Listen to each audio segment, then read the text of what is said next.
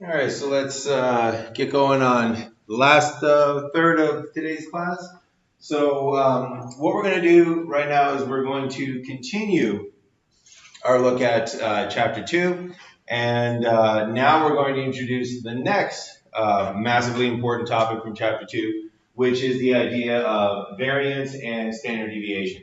So this is going to continue the theme of building on what we have previously learned in order to understand what's coming next. So when we were looking at central tendency, we incorporated the ideas of a frequency distribution to help us understand the mean, the median, and the mode. And now that we're doing standard deviations and variance, we're going to incorporate the idea of the mean to help us calculate this measure of variability.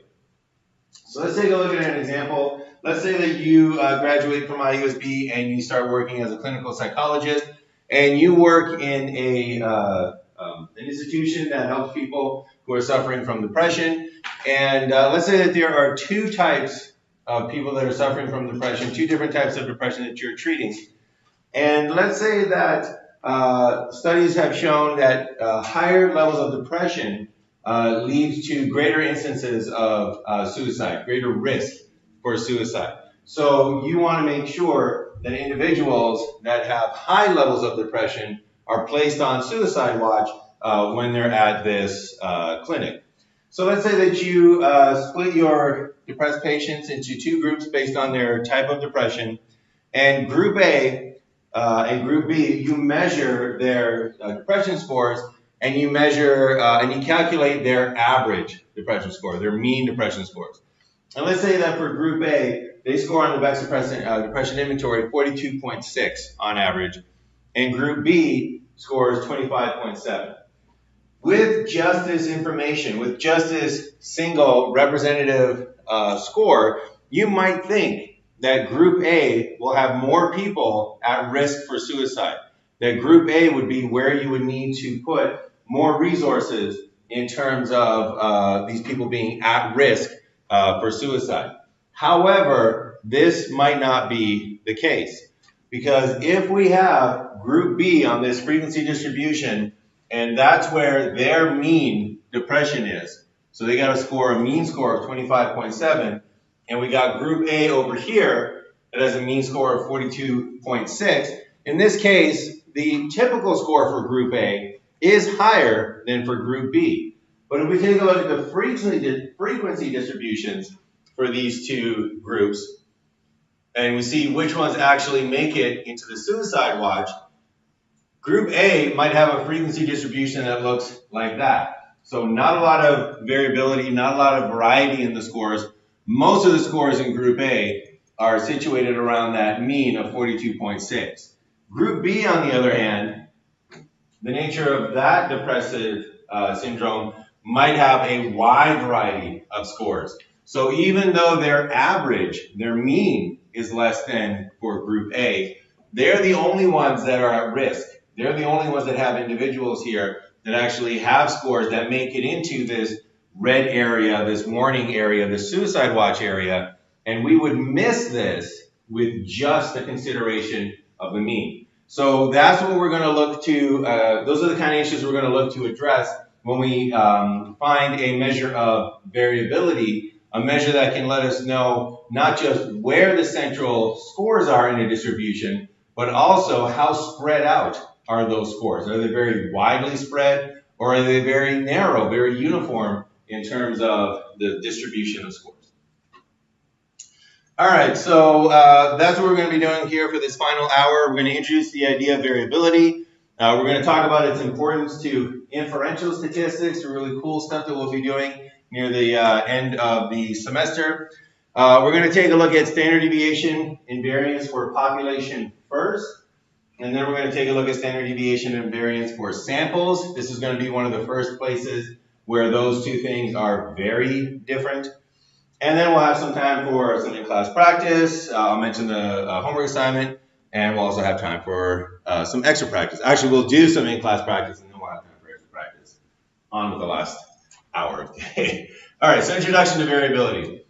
So consider the following frequency distribution. So we have a frequency distribution, once again, possible scores here. Height of the line indicates the number of individuals that achieve that particular score.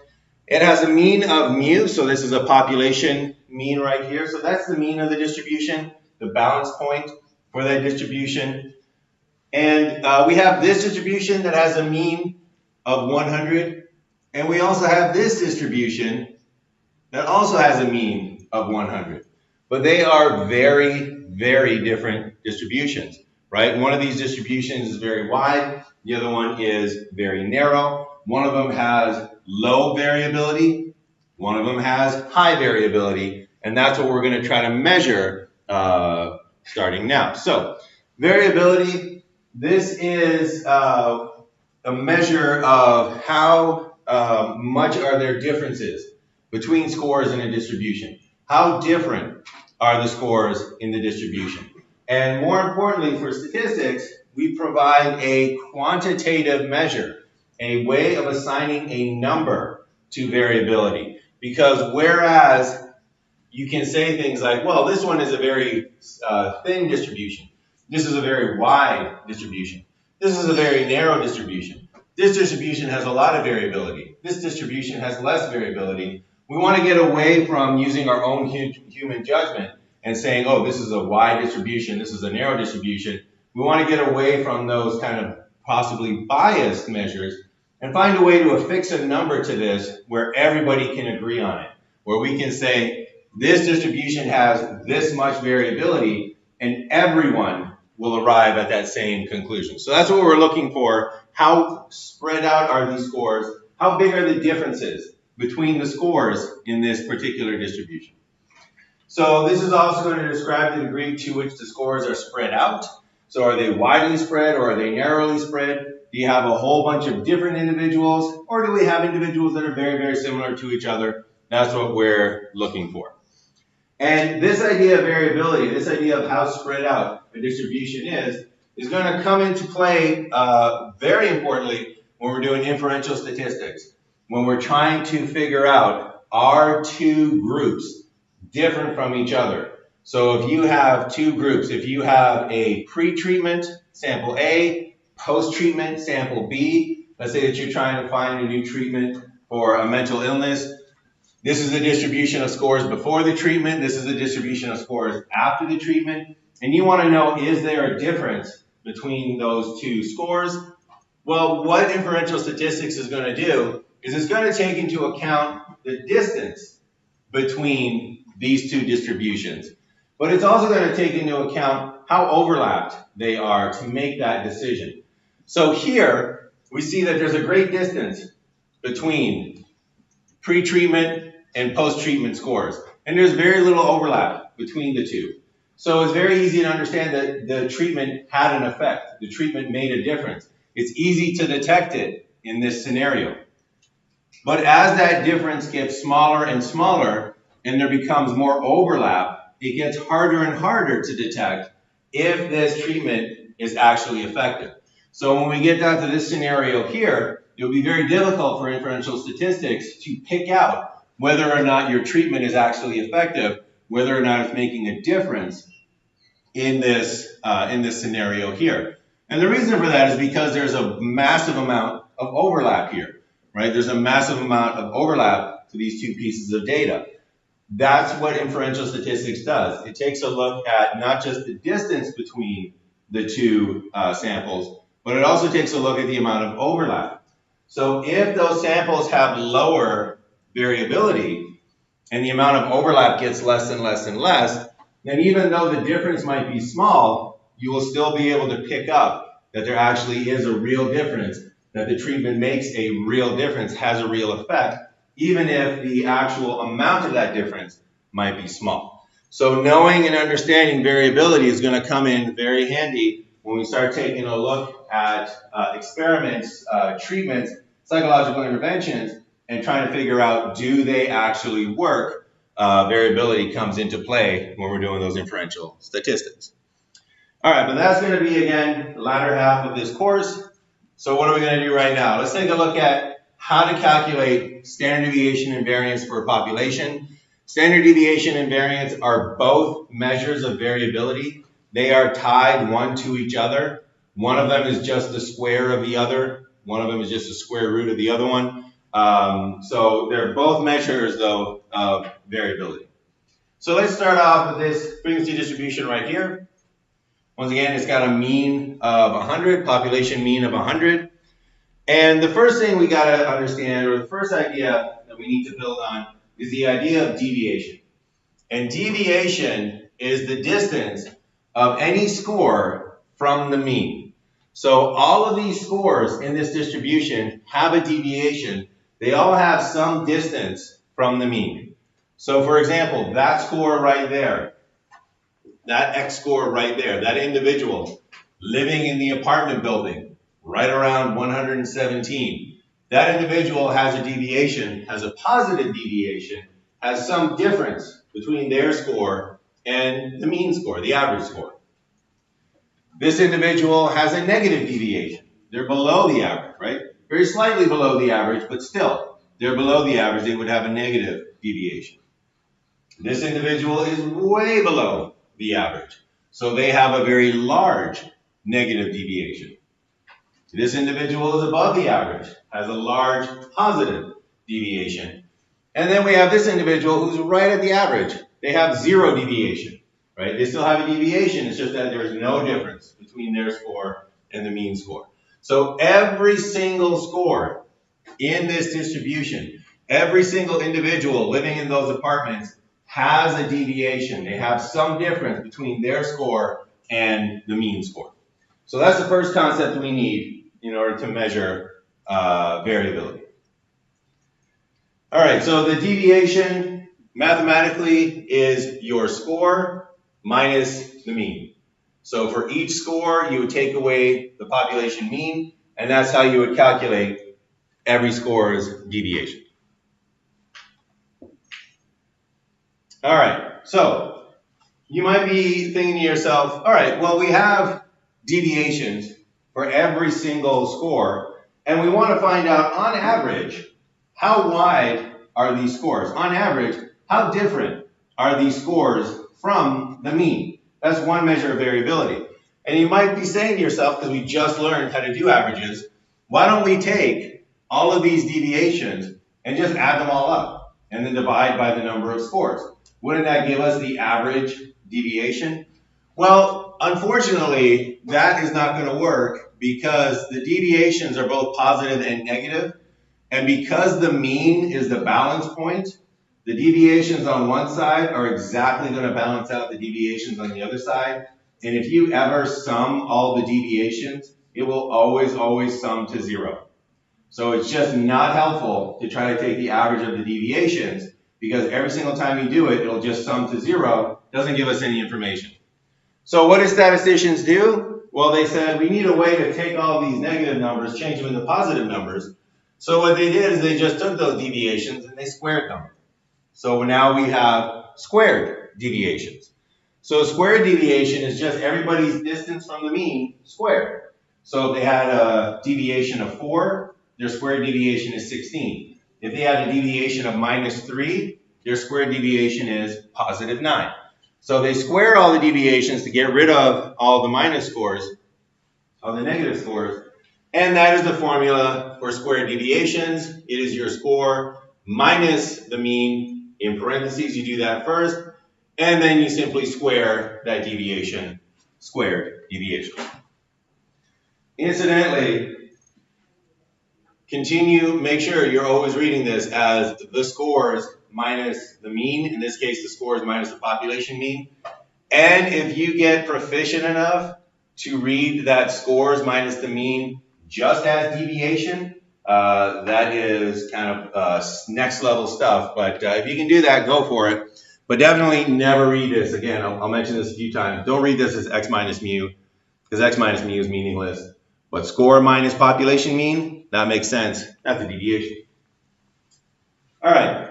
So the next move that we're going to make. So we just squared all our deviations.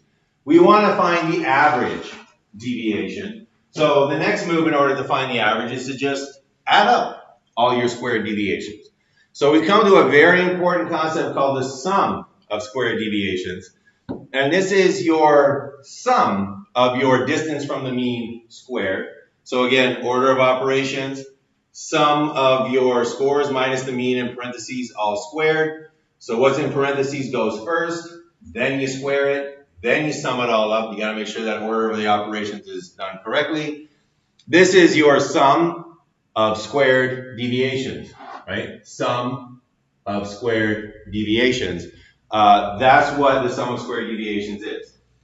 This is such an important concept that it's one of the worst abbreviated concepts ever. So the only thing that I can imagine, the reason why this happened, is before statistics programs, before everybody was walking around with a supercomputer in their pocket and we had access to all these data crunching machines, the statistical software that was used was graduate students.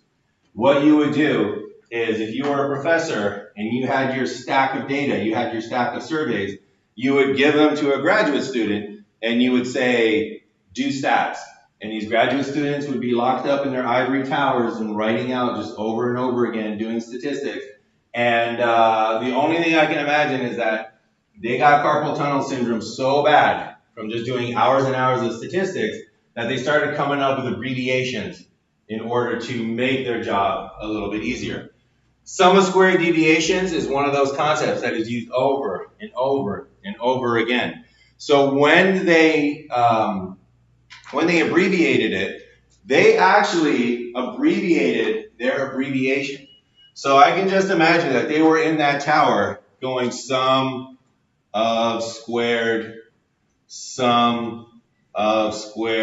deviations, sum of, ow, my wrist hurts so bad. Why don't we just abbreviate this? Let's call it SSD for sum of squared deviations. That makes sense. And then they kept doing this, SSD, sum of squared deviations, sum of squared deviations.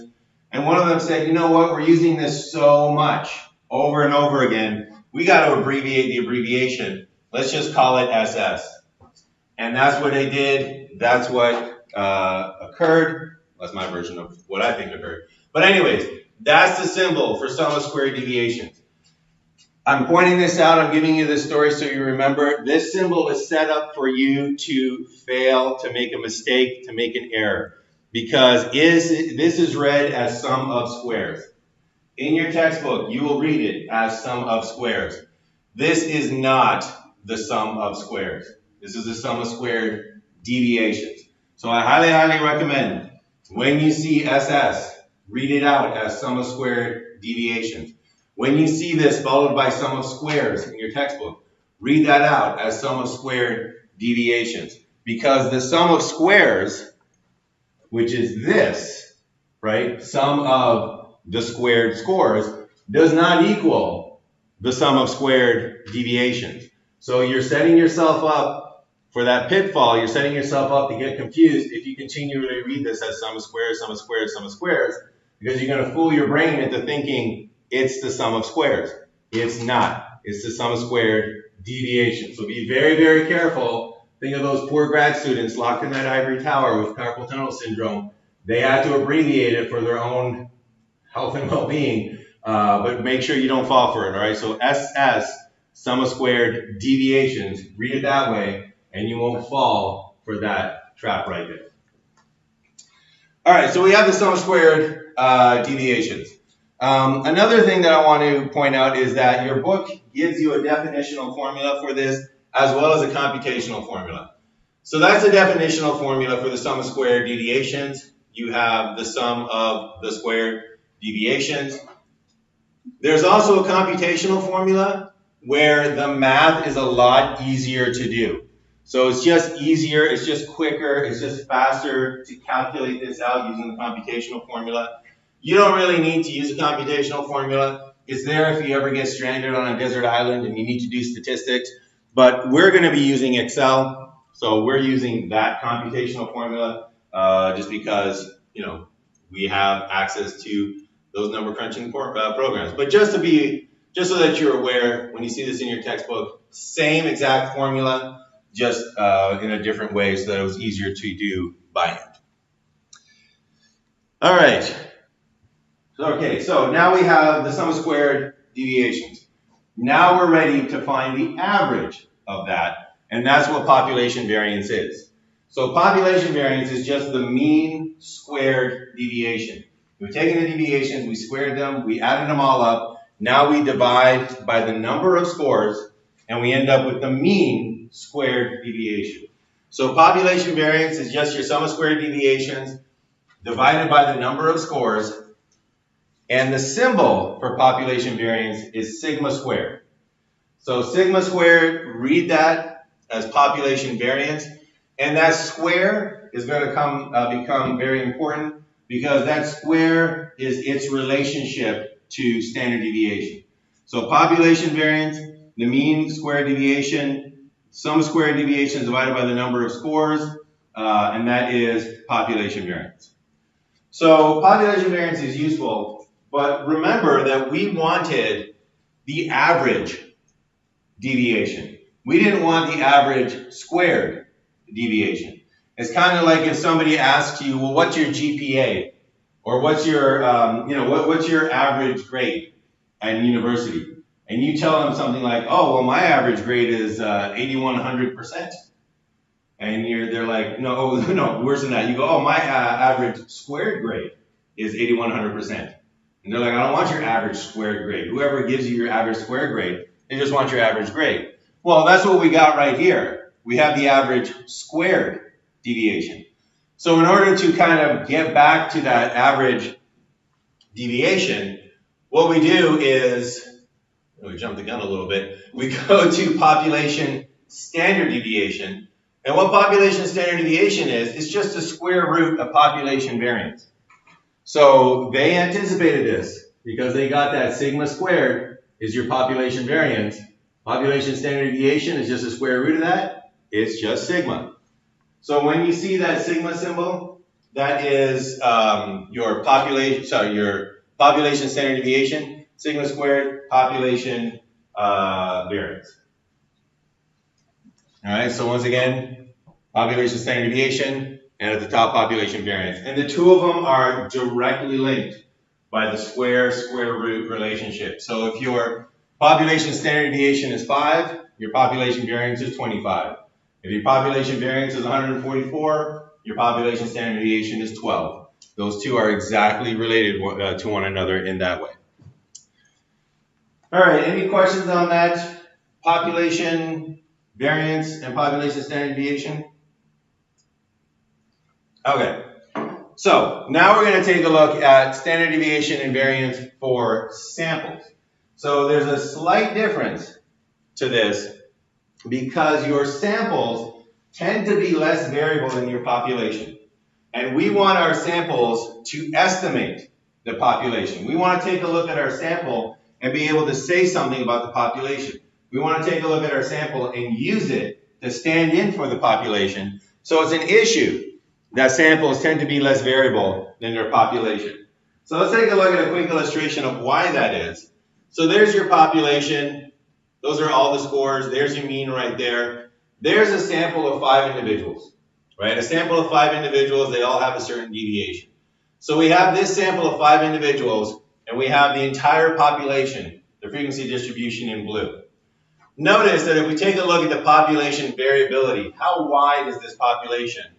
It's that wide. If you go from the lowest score to the highest score, it's going to be that wide. It's going to have that much variability. Your sample variability will always be less.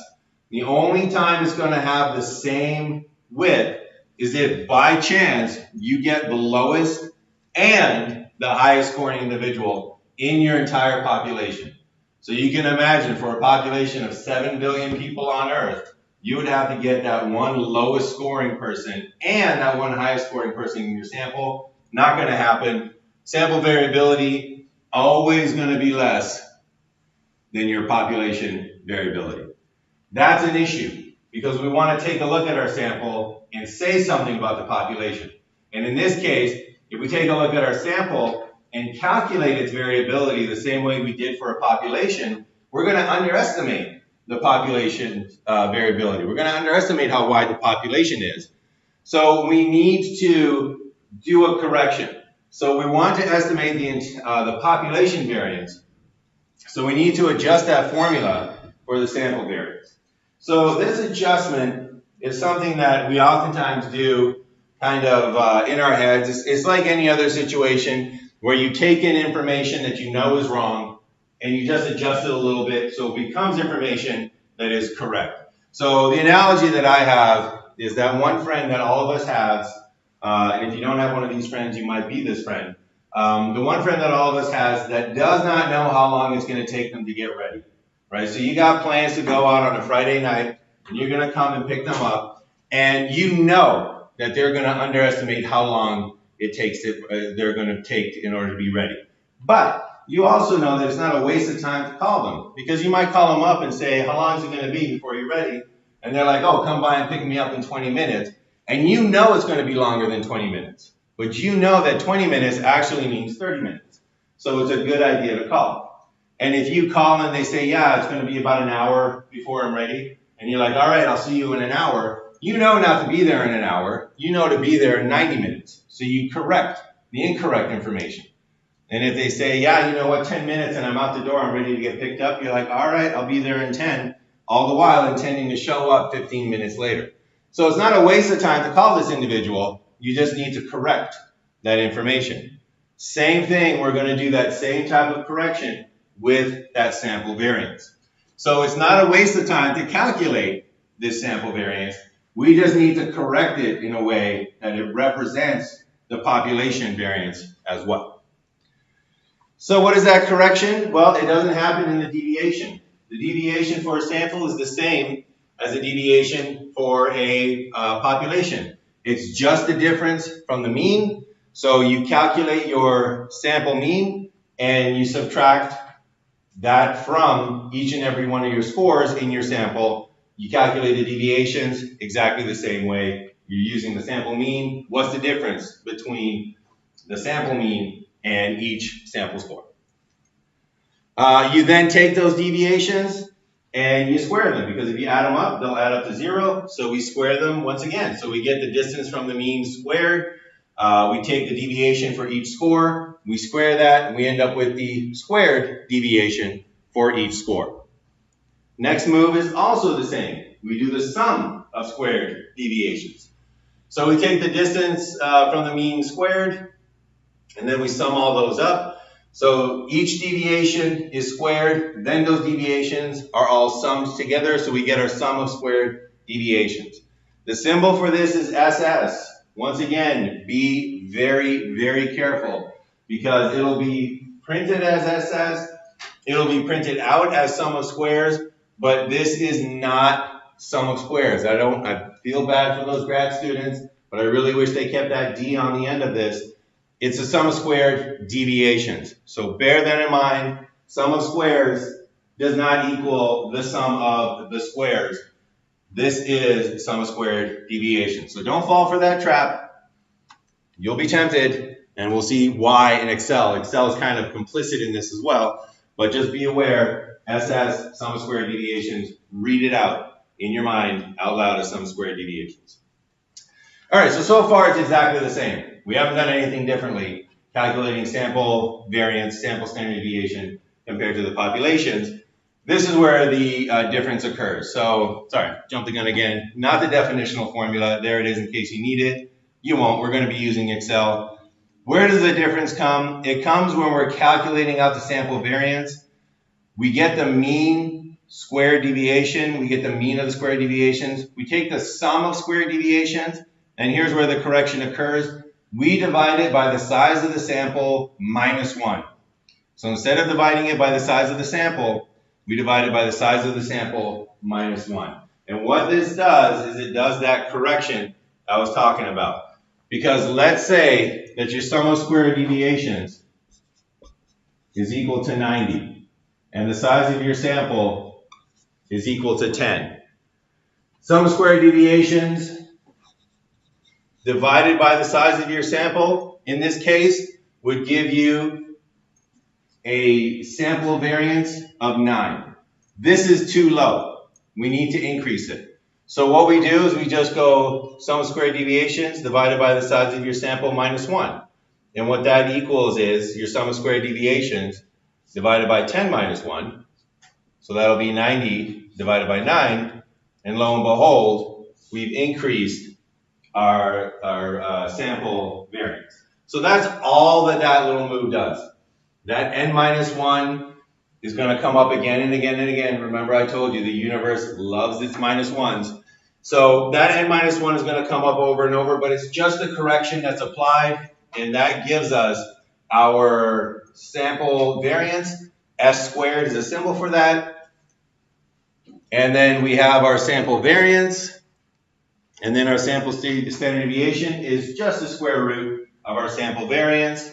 So we take the square root of our sample variance, sum of squared deviations divided by the size of our sample minus 1. Square root of that, we end up with S, that is sample standard deviation.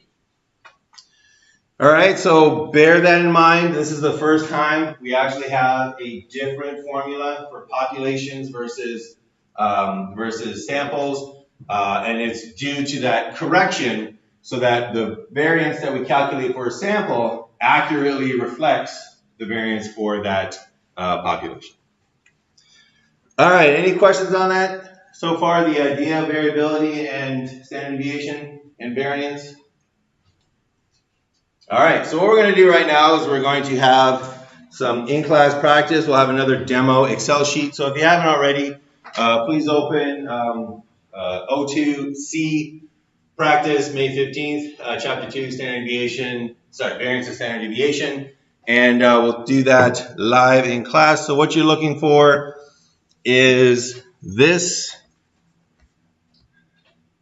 particular Excel sheet right here. And there's 6 examples, and we will show you how to calculate out the information that we want, which is the sum of squared deviations, variance, and standard deviation. So does anybody not have that Excel sheet open? All right, we're ready to go. Okay, so first thing we're going to do, and I will do this a long way so you get to see it 3 times. Feel free to copy and paste if you want. First thing we're going to do is sum of squared deviations. I'm going to do this wrong first so that you know the final pitfall for sum of squared deviations. So don't do this, but this will just indicate to you why it's so important to read this, SS, as sum of squared deviations. And the reason for that is if you read it as sum of squares, you might be tempted to do something like this, sum SQ. And notice what Excel has.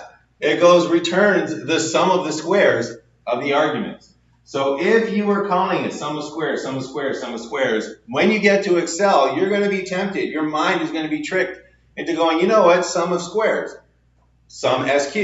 And then when you check the description, if you keep calling it sum of squares, this tells you it returns the sum of the squares. And you think to yourself, excellent, it's exactly what I want.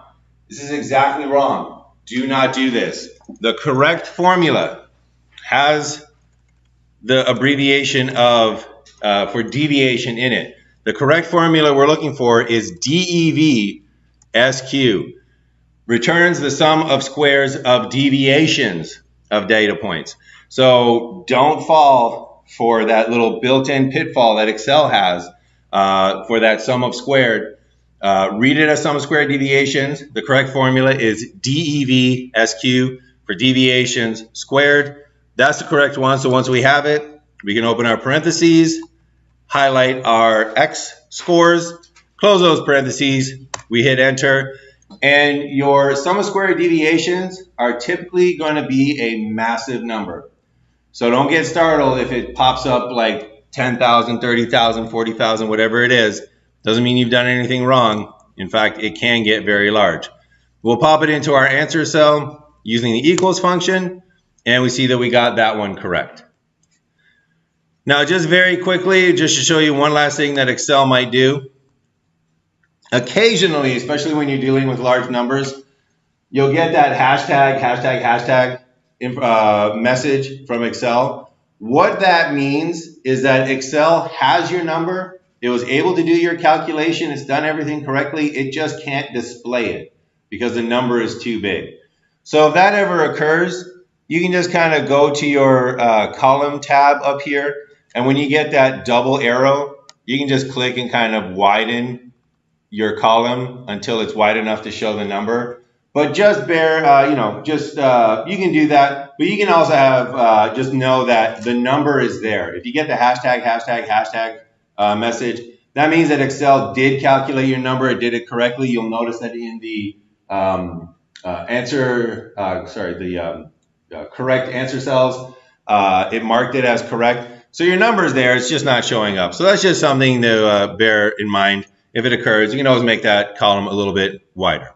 All right, let's do it again. So for the y-scores equals DEV-SQ, open parentheses, highlight those scores, close your parentheses.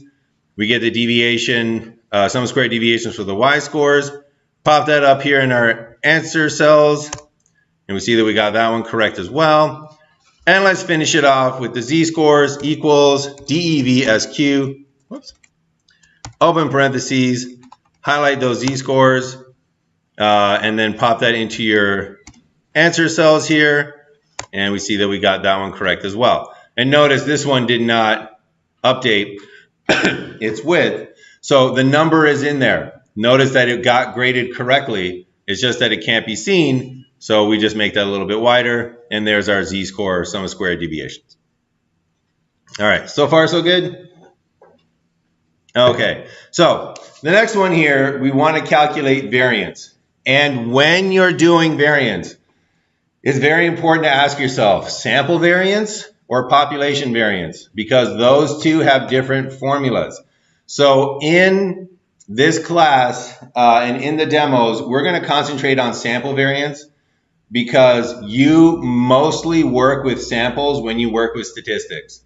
So in my entire career of doing psychology, I have never once worked with a population.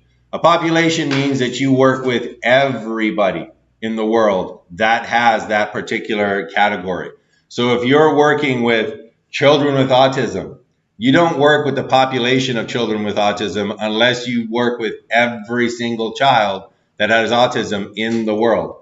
That's what a population is. So we only ever work with samples. So we're going to concentrate on sample calculations. I will show you how to do population ones, but we're going to concentrate on sample ones. So for variance, very straightforward, it's equals var. And what you'll see here is that Excel very nicely has both sample and population variance formulas ready to go for you. So var.p, the .p means use the population formula. That's for population variance. That's going to be used for your homework. Your homework is going to be asking you for a lot of calculations for populations. So if it asks for variance for populations in Excel, you do the calculation, use var.p. That's your formula for population. The formula for sample is var.s. So .s for samples, var for variance, .s for samples. But notice also that in older versions of Excel, so I'm going to kind of show you for all of these the most backwards compatible version, just in case you end up working at a lab or a clinic that hasn't updated their computers for a while. It sometimes happens. But if you take a look down here, just var on its own, just VAR, calculates the sample variance. That's how common it is to calculate samples rather than populations. The default, just var alone, calculates sample variance. So we're going to keep it simple. We're going to keep it backwards compatible. We're going to use var. You can also use var.s. It'll give you the same number. But we're going to use var for the sample variance. We highlight those X cells, close the parentheses, and you see that we have our sample variance calculated out. Pop it up here into the yellow answer cells, and we see that we got that one correct. So once again, var.p if you're doing population, .s, or just simply var if you're doing a sample.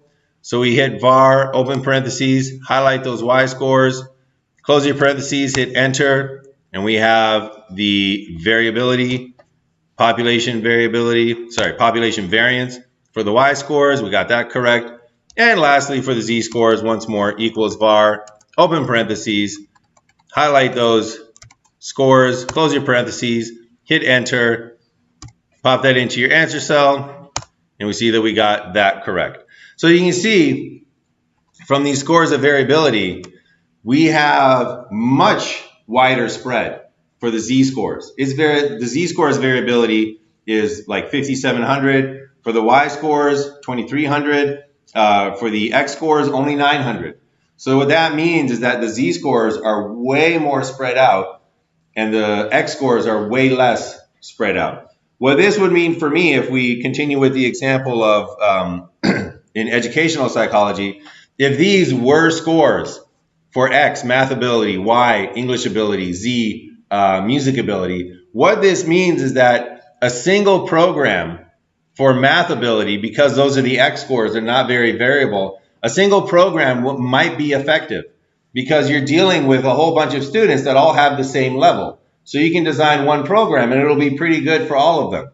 But for the Z-scores, that's very widespread. You have students that are amazing at music. You also have students that are very challenged with music. One program is not going to be good for that entire group of individuals. So as an educator, if I was looking at these scores, I would say to myself, all right, I can develop one program for the math for these students, but for music, I better have an advanced program and a less advanced program and maybe even a beginner's program because I got students at massively different levels. That's the kind of information that variance can give you. All right, and the last thing we're going to do is we're going to calculate standard deviation. So this one is also very friendly. It equals ST-DEV. ST for standard, DEV for deviation. Once again, Excel gives you those options. .P for population standard deviation, .S for sample standard deviation, or just ST-DEV for sample standard deviation. So we open up those parentheses, highlight those scores, and we see that we have 30.59 for the standard deviation. Notice that that is the square root of 935. So it is just a square root, but it has its own function. So we pop that in. We see we got that one correct. So we'll finish this off. Equals ST-DEV, doing a sample standard deviation. So ST-DEV is our most backwards compatible formula. So we get the standard deviation for the y-scores. And then finally, finishing it off, standard deviation for the z-scores equals ST-DEV, open parentheses, highlight those scores, close your parentheses, and then pop that into our answer cells, and we get the standard deviation for the z-scores.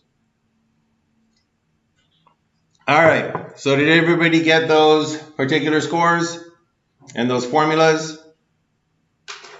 Okay. So that's about it for what I wanted to cover for today. So we're just going to wrap up a little bit of class, and then we'll have the rest of the time devoted to practice. So there are more practice questions here for to help you practice sum square deviations, variance, and standard deviation. There's also ones that you can practice your copy and paste functions on. So again, I highly recommend get very proficient with the copy and paste. It will massively improve your ability and your efficiency in Excel. So there's that extra practice that we can do on calculating sum square deviations, variance, and standard deviation.